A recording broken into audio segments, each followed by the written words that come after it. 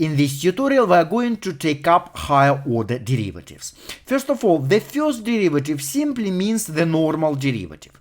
Now, the second derivative, f double prime of x, can be defined as the derivative of the first derivative. Now, the third derivative, by definition, is the derivative of the second derivative, and actually so on. So it's kind of an inductive or recursive definition of the derivatives.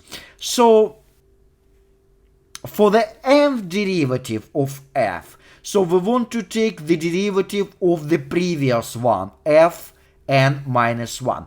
Notice for the nth we are using brackets around, since we don't want to confuse this with the power of functions. Okay, now let me give you another notations for derivatives. So instead of f prime notation, we can use dy dx notation. So for the first derivative, it's going to be normal dy dx.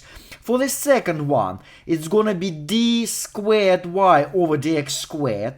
And for the nth one, it's going to be d nth y over dx nth.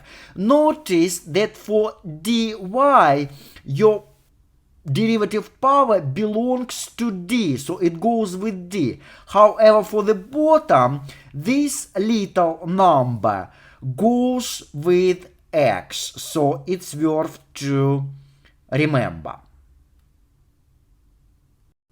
Alright, here's the example. Say we need to find the second and the third derivatives of 2x cubed plus 2x minus 5. To begin with, you always want to start with the first derivative, y prime.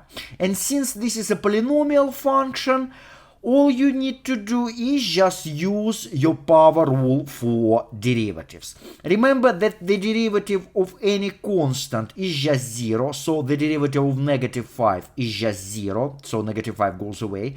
Derivative of x is just 1, so we end up getting 2 instead of the second term. And by a power rule for derivatives, so for the first one, 2 times 3, it's going to be 6x squared. So your first derivative is 6x squared plus 2.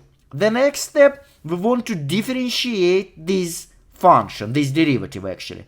Again, by power rule, you will get 6 times 2, 12x. So your differentiation decreases, reduces the power by 1. Derivative of 2 is just 0. So we are done with the second derivative. And finally, the last step, we need to differentiate the second derivative in order to find the third one. So the derivative of x is just 1, x goes away, and we end up getting 12. So that's gonna be the third derivative. If you need to calculate the fourth derivative, it's gonna be 0, since the derivative of 12 is the 0. And from now on, all the derivatives of this function, they are just 0. Now, there is a bunch of functions to find derivatives for.